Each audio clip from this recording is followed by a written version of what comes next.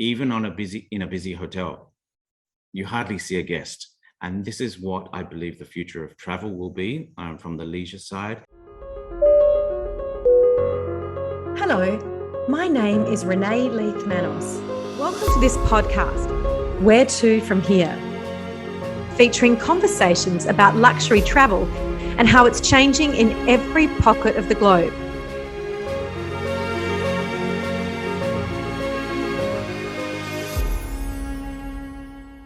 Today, I'm speaking with David Macklin, GM of the Four Seasons Hotel and Resort in Langkawi. He's a Four Seasons veteran, having been there 21 years and worked at some of the group's most prominent properties all over the world. The Four Seasons is one of the world's most successful luxury hotel brands and headquartered in Toronto, Canada. Today, they have 118 hotels and resorts offering unparalleled upscale accommodation, opulent furnishings, amazing restaurants, deluxe amenities, and just extraordinary service. They're even introducing a new private jet to the collection in 2022, so next year, where you can travel for 17 days for some $120,000 per head to some of the group's most beautiful and luxurious hotels. David has been locked down for some months in Langkawi, Malaysia, and where he's been overseeing a complete refurbishment of the island property. So I am super excited to talk to him. So David, tell me, where are we speaking to you from? That looks like an amazing room that you're in. Certainly. I'm actually in one of our beach villas. All of our beach villas are located directly on the beach. To my right here, I have a beautiful view of the Andaman Sea. Our beach villas are located on our private 1.8 kilometre beachfront in the resort here in Langkawi. Oh, Langkawi. Is that a UNESCO World Heritage Site, part of the greenery there? That's correct. It was Asia's first UNESCO site. So where we're situated in the resort here, just minutes from me, you can see the greenery behind me here. This is basically the start of the UNESCO site here in Malaysia. So it's a extraordinary place to be, and even on my days off, I love to go sightseeing and just adventure tracking as well. Well, you're very active. I mean, you're a triathlete, right? Correct. I love to do many things. That's my DNA. I've done triathlons in I think nearly every country that I've lived in, whether it's an Ironman or just a regular triathlon. One thing that I've done this year was just to keep fit during these challenging times. I built a wooden kayak from scratch. I'm not a carpenter or a wood person, definitely not. But it's amazing all of the things you can find online these days. So I downloaded the plans and did everything by myself, 100% by myself, and built the kayak. Very Robinson Crusoe. It took me many hours. And during this time, I'm thinking, what am I going to do? And one of my decisions was, okay, I'm going to kayak around Langkawi in a solo trip. So just over 100 kilometers, which also, the reason I bring this up, it also kept me very fit. Just the sanding and getting the kayak ready, but also preparing for this 100-kilometer trip around the island. So that was wonderful, and it was fantastic because I was able to do a fundraising event for the local school here as well. Fantastic. And look, that dovetails into some stuff I read about you. And you said that you, and these are my words, not yours, that you almost have a split personality in terms of travel. You like to be on your own, which sounds like this kayak adventure, and really at one with nature, or with your beautiful wife in a Four Seasons, resort. Tell us about that. Correct. And having a split personality is probably correct. I absolutely love just being out, whether it's on the ocean, whether it's running. I still run 3 to 4 times a week out by myself. I really enjoy my time alone. It clears my headspace. My number one thing I love to do is spend time with my family. I have a wife and 2 children. I love to spend time with them. We love exploring the world. We've been in many different countries and many different places, and we love to do that. And of course, I love to spend time in the hotel. When the hotel is busy and it's thriving, and it's just an exciting time. And I'm usually at work before sunrise, and definitely after work after sunset. And the majority of the time is being with guests as well. And ordinarily, do your family live with you? I know they're not with you at the moment. They're in Australia. Is that right? Correct. And I've been with Four Seasons for 21 years. And most of the time, yes, they have traveled. We've traveled as a family. Actually, we grew as a family. My wife and I were together initially, of course. And then we had both of our children in Washington, D.C. when I was posted there. Because you met your wife in Japan, right? Actually, I met her in Australia, in I Chang. beg your pardon. Wow. And my wife is Japanese. She was a flight attendant for Cathay Pacific, based in Hong Kong. So that's where I decided.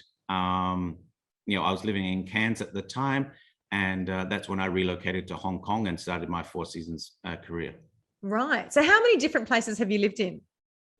I started off in Hong Kong, and then my wife and I moved to Washington, D.C. That's where we had both of our children, in Washington, D.C. Then I relocated to Tokyo in Japan. And then from there, we came to Sydney. And from Sydney, I got the opportunity to go to Vietnam, and now here in Malaysia. Wow. And that's where I met you, was at the Nam Hai, which is one of the world's most famous resorts. I mean, it's named in the top 5, top 10 resorts in the world. It has done for some 15 years, right? Correct. It's absolutely a stunning property. And, like I said, I've been with Four Seasons for many years and seen many different properties. But I have to tell you, if you go there, you just go, wow. It's the property itself. It's on a beachfront, similar to this property here. Each of the rooms, they're individual villas. There are no connecting walls. Of course, there's no elevator or corridor in the entire property. And the layout of the rooms, it's just to die for. And the Vietnamese service there, amazing, absolutely amazing. And when you were there, your role, if I'm not mistaken, was to really transform the place. I mean, you did a complete refurbishment. Tell us about that. This is at the Nam Hai in Vietnam. My role was to completely renovate the property and prepare us for a reopening. The reopening was on December the 16th, 2016, and it went absolutely flawless. It was wonderful.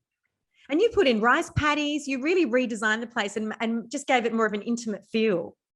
Correct. We of course, as I said, we renovated all the restaurants, and then the herb garden transformed into a fruit and vegetable garden. It became 10 times larger. We installed a kids club, a teen club, many things we installed. It was just it was an extremely exciting time there, and a lot more places for people to relax. We completely revamped the spa. And was it sad for you to leave there? Extremely sad. It was extremely sad, because in the time there we had put so much effort into transform the hotel to carry on being the leader. And the connection with the Vietnamese employees, but also the community there. It was a tough decision to leave there. But I'm always one where you've got to keep looking forward, and you generally regret the things that you didn't do rather than the things that you did do. It's a very famous quote, Mark Twain. Yes. So, but I still keep in contact with them. Every week, I through video calls, we keep a great connection, and I've got a lot of friends there. And if there was ever an opportunity, I would absolutely jump to go back. And you're doing the same thing, as I understand it, or you have done in Langkawi, in terms of transforming that property for Four Seasons. Yes, correct. So I've been here for 3 years now, and during this time we have completely renovated all of our beach villas here. Every single room and villa has been completely renovated. We built an amazing Imperial Villa. Now, the Imperial Villa, without a doubt, is the best villa in Langkawi, and I'm very confident to say the best villa in Malaysia. It's absolutely stunning. So that's a big call. I'll make it's a huge call. It's a huge call, but it's absolutely stunning. And what is it about it that's so special, and how many people does it accommodate? It can be a 3-bedroom, or we can make it into a 5-bedroom villa. It has an amazing 20-meter infinity pool that overlooks the Andaman Ocean. Now, of course, it's beachfront. We built this like a pergola area, so you can actually sit in there and not get sunburnt. You just sit in there and watch the kids and the family swim past. The living area is amazing, and with this particular villa, a lot of our guests would love to drive straight in instead of going through the normal check-in procedure. So it has, especially with COVID, right? I mean, things are changing rapidly. Yes, it has a private entrance, so you can come straight from the road. As soon as your car door opens, you can see straight through your villa and see the beautiful white sand and the ocean. It's absolutely amazing. Beautiful. So we built that. Also, we have renovated all of the restaurants during the time here. So the hotel is looking absolutely stunning at the moment. Tell me, I mean, I've stayed in a number of Four Seasons hotels. I'm very fortunate, and resorts. What is the difference? What gives Four Seasons the edge?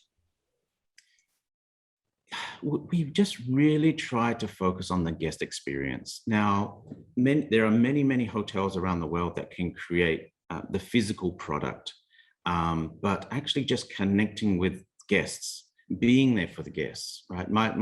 I don't know how many hundreds, thousands of our guests have my personal number on my phone, because I want to be there for the guests, and I want to hear the good things, and I want to hear the not so good things, because then I can rectify them.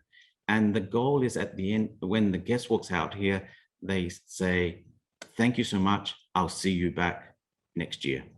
So, but that's the thing that absolutely the guests love, is just that connection with our staff.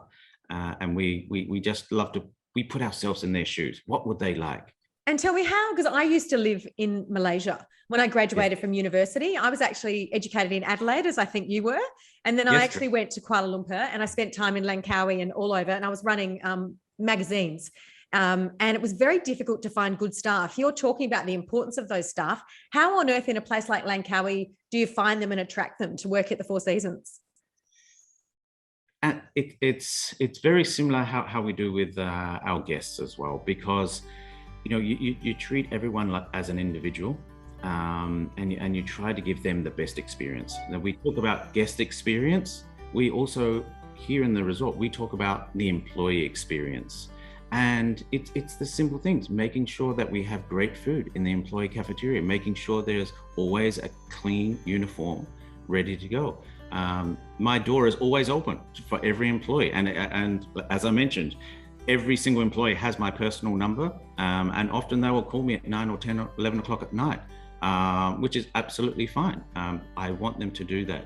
And I have to say, we've been opened here for 16 years in Langkawi. And many of our employees have been here since the start. And they came from the mainland, they came across, and now Langkawi is their home. And I think a lot of that is to do with the employee experience. They really love working here. They love being on the island. And tell me, David, how are they coping? How are you coping with no guests? When was the last guest in the hotel because of the pandemic? Certainly, this year, 2021, has been a bigger challenge than 2020 for us. We had one guest in May, at the start of May. They would have got really good service. It was amazing service. Of course, I met them on arrival, and we had a good laugh. And they just wanted to have a good time on the beach and walk around the property and just relax. So how are we coping? We're coping very, very well.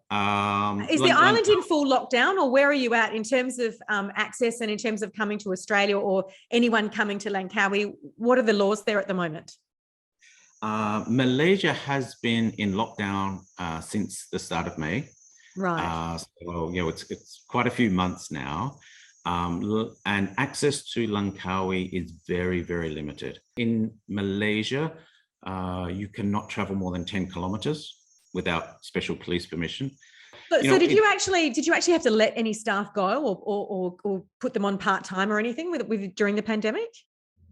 So what we have done, we have reduced our hours in the property, of course. Of course.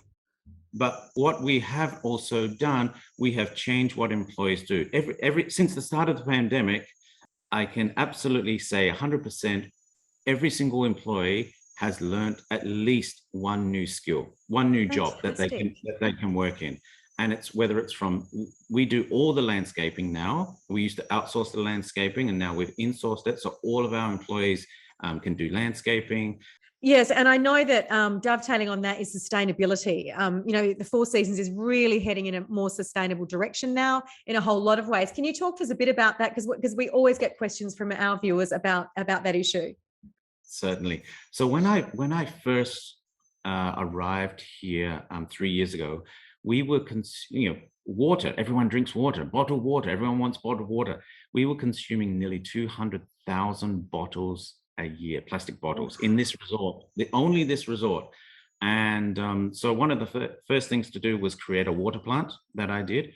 So now we create all of our own water throughout the entire property.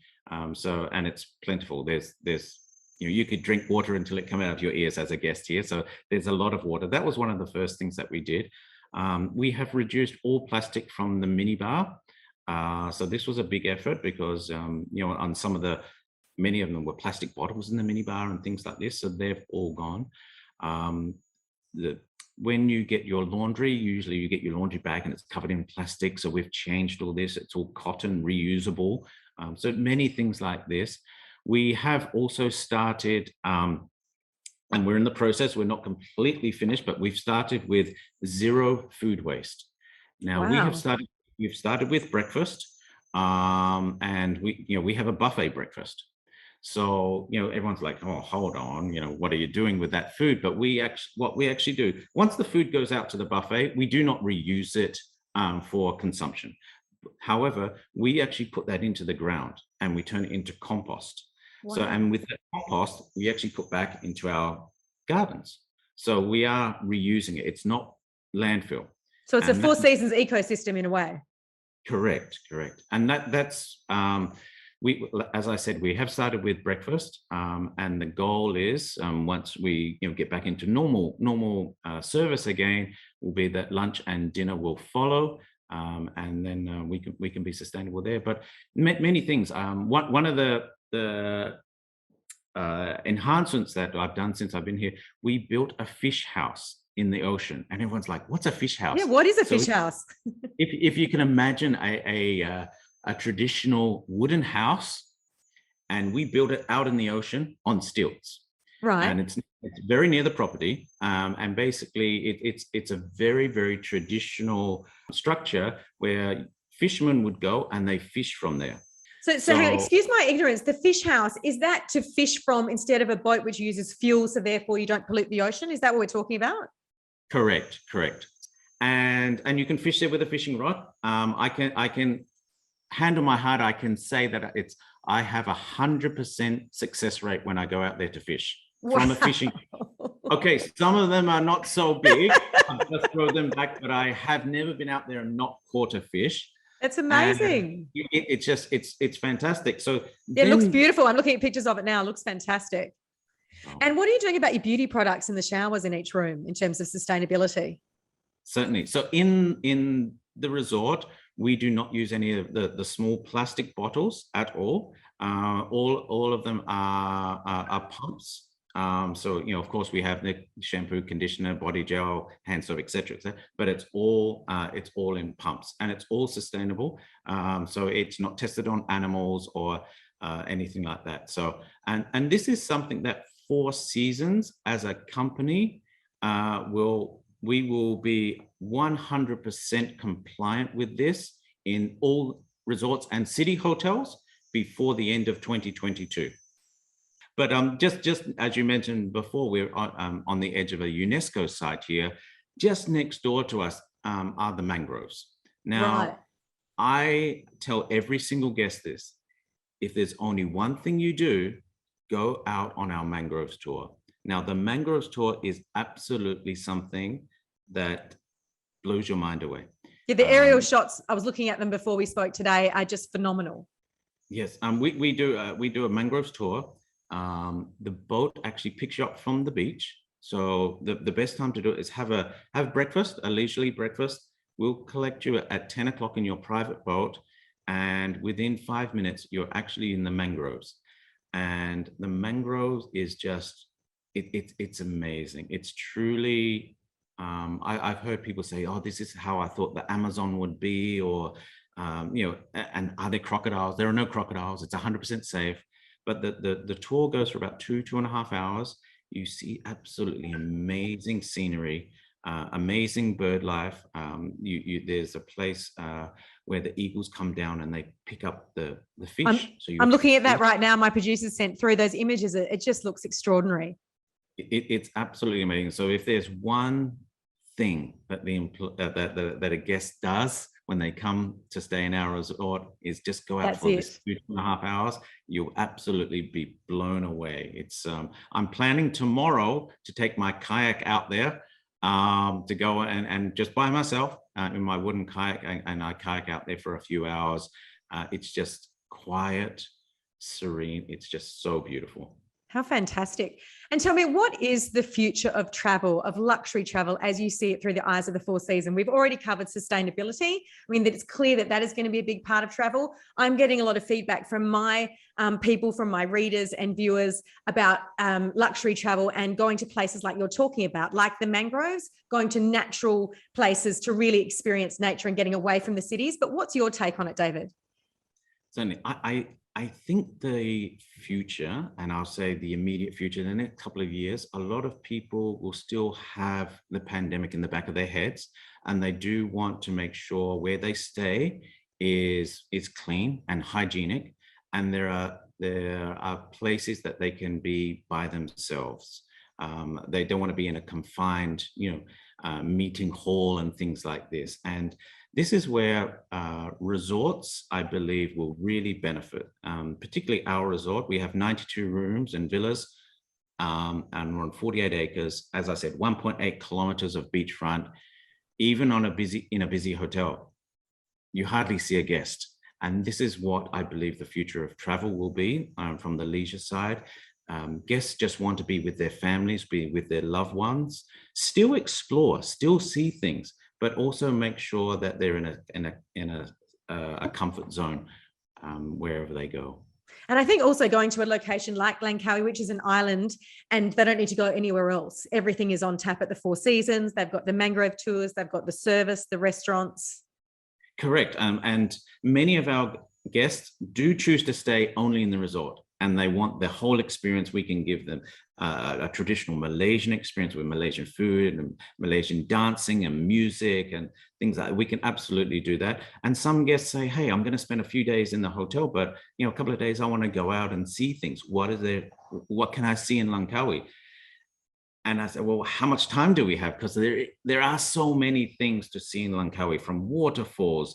There are so many restaurants here, from very, very local food and very, very reasonably priced food, Yes. to some of the places that are a little bit more active with other tourists.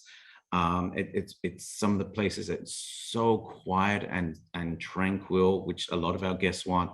There's hiking. The hiking here is amazing. You can even build your own boat and sail around the island, David. even do that, of course. And fishing, as I mentioned, you can go out fishing in the ocean. You can there are many places to fish. Cycling. One of the things I do, I mentioned before, I love to go out jogging, running at nighttime, and I go through the rice paddies. It's absolutely beautiful. I go through the rice paddies. I see the big buffalo there. I see the farmers planting the rice. And as I said, I go during the end of the day. The sun comes down. I see this sunset. There's a buffalo. There's someone planting rice in the rice paddies. It's just beautiful. I feel so lucky to be here. And how can you share one of your luxury travel memories or your favorite travel memories with us? Because we're all just dying in Australia to just get out and experience travel. Can we see something through your eyes of your experience, your travel experiences? This is what I call luxury from this experience that I'm going to tell you. We were going to Chiang Mai in Thailand, the Four Seasons resort there. We took a regional airline, shall I call it, and the food was too spicy for the kids, so they didn't want to eat the food. And then there was no TV in the back of the seat, so they were bored. And the flight to Bangkok wasn't the best, shall we say? I have twins. I hear you.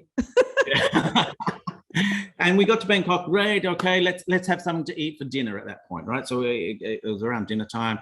They were like really hungry and like, I don't want to eat now. And okay, and then we think, okay, don't worry. It's only an hour trip. Another flight to Chiang Mai. Great. Guess what? The flight is delayed. Of course. Right. So, and the kids are running around, and I'm going, I'm pulling my hair out. So, to cut a long story short, we finally got on that next flight to Chiang Mai. I'm like, good. It's a small plane. Again, they didn't eat the food. There was no TVs because it was a smaller plane. We get there. We get to the airport. Guess what? My luggage is delayed. They couldn't find the luggage there. Okay, it is what it is. So it was around 9:30, 10 o'clock at night at this point. I remember it was hot. It was like I'm just perspiring. And we finally get the luggage. We get it in. We walk out to get in a taxi. There's only one taxi left, and it's this little taxi. So that half an hour trip to the resort, I see the Four Seasons Chiang Mai sign. I go, finally I'm here, and I'm dreaming of checking in, going to my room, putting the kids in the bath while I'm ordering room service, and then just relaxing. Kids in bed, I can have a glass of wine and relax. That was my vision as soon as I saw the Four Seasons sign. So we drive up to the reception. The front desk greet us. Hello, Mr. Macklin and family. Welcome to Four Seasons Chiang Mai. We've been expecting you. I said, yeah, can I have my key? I just want to go to my villa. They said, no, just one moment. The resort manager wants to speak to you. And I'm like, oh dear, that's the last thing I want. I just want to get there. So a minute or two later, my good friend Lebosh comes out, the resort manager. And this is the turning point now. This is where luxury kicks in. I didn't realize this until after. Lebosh comes out and says, hey, David, hi, Yuriko, my wife. And we started chatting. I didn't, and this was the first time I had an adult conversation that day without the kids running around screaming, because the part that I absolutely loved was the front desk receptionist came out at the same time, squatted down to my kids and started having a kids conversation with them and engage them. And they weren't running around, pulling at me and screaming. They were just having a conversation with that front desk receptionist while I had my first adult conversation for 20 minutes. And remember, I just wanted to get to my room. So yes. That's the part that for me, that's luxury now. Just giving people time. I hear you. It's not about that wonderful, that amenity, arrival amenity, or that thing that you can buy here or there. It's about service. And human connection. I'm hearing you say human connection from the Four Seasons. And I think, in the post-pandemic, that's going to be even more relevant and important to, luxury travel. Yes. And that's the part that has stuck with me for 12 years. I absolutely love that memory. And now Lebosh was the resort manager. He's now currently the general manager of our brand new Four Seasons Bangkok. So if any of the travelers go there, please say, hi, Lebosh, great job 12 years ago. 100%. We will. That Chiang Mai property, I was actually meant to go there right before the lockdown, which was just so unfortunate I didn't get there. But it's surrounded by rice paddies, isn't it? The Four Seasons Chiang Mai. It's a very beautiful property. It's a sensational property. It's so beautiful there, and you're just in the hills. You're just away from the hustle and bustle of Chiang Mai city itself, and it's just so beautiful, so quiet. One of the activities there, you can plant rice. So we were planting rice there with the kids, and the yoga there is amazing because you do yoga, and you're just looking at the rice paddies. which is so tranquil and relaxing as well. So yeah, if you get a chance to go to Chiang Mai, definitely go there. And I will say, put a couple of extra days on your trip, because just nearby is another one of our resorts. It's called Chiang Rai, Yes. or Four Seasons Tented Camp. So these are Four Seasons tents, about 15 tents, Four Seasons tents. And don't think of the old tent that we have, a two-person tent. These are luxury tents, a full bathroom, yeah. So if you get a chance, make sure you pop over there for a couple of days. It's definitely worth a couple of days, and it's fully inclusive. You can do elephant rides. You can do, of course, spa is amazing, trekking, and just being out in that really remote location. Yeah, we just wrote about that on Renee's World and had a great response as well. It just looks absolutely, the baths and everything, just beautiful, and different rooms have different baths and pools, and it just looks fantastic. We just can't wait. I mean, sitting in Australia, even hearing you talk, David, the smells of Asia, I'm reminded of, there's something when you get off the plane, whether it's Bangkok, whether it's, Kuala Lumpur, whether it's Langkawi, there's a smell of the Asian air, which is just warm and hot and spicy and fragrant. And that's just what I really, really want to get back to. I'm here, I live it, I breathe it every single day, and I feel so lucky to be part of this. Yes. I feel safe to be here. I feel very, very safe to be in Langkawi, but I feel very privileged to have this beautiful place, to be surrounded by this beautiful place, and the warmth and the hospitality of the Malaysian people, as you know, is amazing. I think really is. One more step up when we go to an island, because there's more. I don't want to say sincerity, but there's more connection. On an island, and we all depend on each other. We all rely on each other for business. We all rely on each other to keep safe. We all rely on each other for friendship. We in Langkawi, we do not lock cars. It's so safe here. When I first arrived, I would go to the shop and I would see a car running. I'd see someone get out of a car, leave the car turned on, running, go into the shop, and come back out, jump in the car, and take off. And I'm like, wow. Yeah. Well, actually, that's happening in Sydney right now because we're locked down. So all the houses are open, all the cars are unlocked because no one's going anywhere. I guess that's one of the benefits of the current pandemic that we do have. It's, but I think, here we always try to help each other out in Langkawi. We always have, and even now we support each other immensely. It is a great place. And just before we go, what's the first destination you want to go to once you are able to have a holiday? Sydney. I want to see my family. I would love to do that. It's a very interesting conversation. I would love to go to a city, to go into a normal department store, a normal shopping mall. And I'm not a shopper, but I love to be around people. But don't you think we all want what we don't have? I mean, you're on an island and it's secluded. You wouldn't have any shopping centers there. If I was talking to you and you're working in Tokyo, you would probably be craving an island with no shopping centers. Correct. So you're 100% right. We always want things that we don't have. And at the moment, yes, I would absolutely love that, to go to a city environment. But first is my trip back to Sydney, which is all planned. I have all the exemptions in place. Well done. Well, I think that's a well-earned trip, and have a fantastic time. I hope to see you in Langkawi at some stage. It's always a pleasure to see you. And who knows, when I talk to you or see you next week, you might even be somewhere else in the Four Seasons group. I may be, but I definitely look forward to welcoming you and all the listeners to Four Seasons Langkawi. Thank you so much, David. Thank you. Goodbye. Bye. Don't forget to subscribe here and follow us on Instagram and Facebook for regular travel updates. You can also hear our episodes on Spotify and Apple Podcasts.